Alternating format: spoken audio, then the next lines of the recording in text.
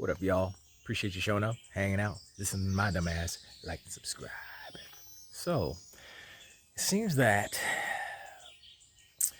the Phil Spencer interview, which I didn't watch, but I got little snippets of internet reactions of some of the things that he said. And of course, the fanboys and the Xbox Doomer people, they want to take the words and twist it to enhance or support the fanboy narratives and such. And basically, from the gist of what I got, is that he said that as Xbox, they're not trying to compete on the console sales aspect, if you will, the metric of, oh, console sales dictates the winner. That's not their business. That's not their business model.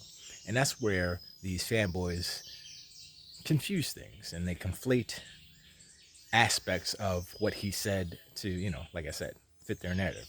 So, and I've known this all this generation, and I think he said something like they missed the boat on last generation as far as the whole digital kind of going away from console sales.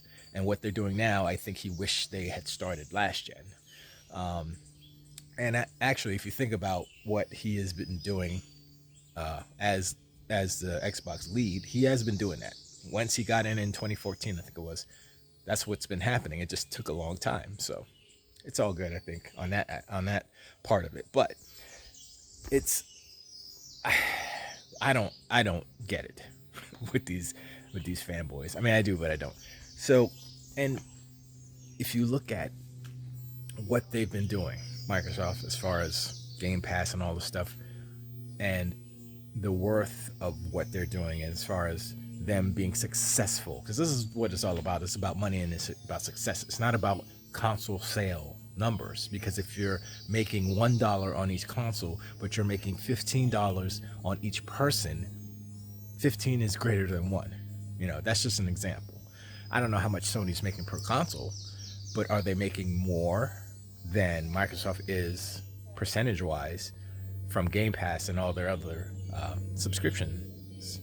So, it's business, it's numbers. It's not about if you look like you're more successful. Are you more successful? Because you can only fake the funk for a certain amount of time before it's like, oh, well, something's got to give. Because if you're not making the money that you need to make, actually, example, Sony's first party output, they're not making the money that they need to make, so they have to supplement it with Call of Duty money.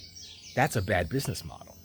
Yet and still, the fanboys are loving it. They're sucking it up. And Sony's in this position where they have to continue that because that's what their fans expect. They expect Uncharted. They expect The Last of Us 2, 3, 4, 5. They expect the God of War cinematic masterpiece that costs way too much to make. They're not making the money back they need to. They need to supplement it with other things. That's bad business. And that's what Sony's trying to get out of. But they've put themselves in this situation, and now they're stuck. So how will they get out of that? I don't know. They need to change their business model, and that's what they're doing, all these live service games. But still, I don't know if it's going to work, because you have to make a good game. Ultimately, it has to be good. So, nature. And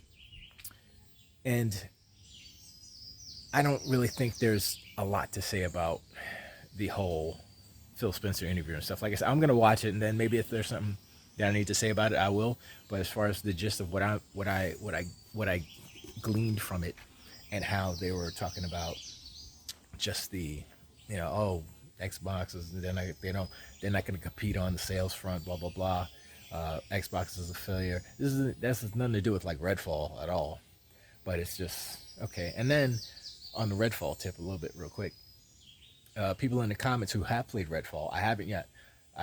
Maybe I should download it. I might download it on my laptop, but they said that you should try it. It's pretty good, or da da da da da. So I'm like, it probably is a pretty good game, but I'm just, I think I'm hearing a lot of the extreme negatives on Redfall because once again, the narrative and the cool thing to do is to hate on Xbox, so they want to kind of emphasize that. So I don't know, whatever.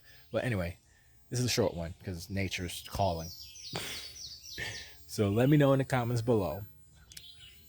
A, is Redfall really that bad, really that good? And B, the narratives that people are trying to twist the words of Xbox and how they're doing business.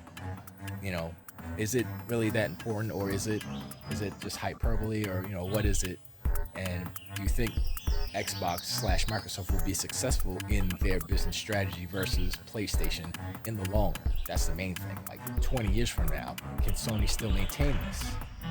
Who knows? So I appreciate y'all, and I'll talk to y'all on the next one.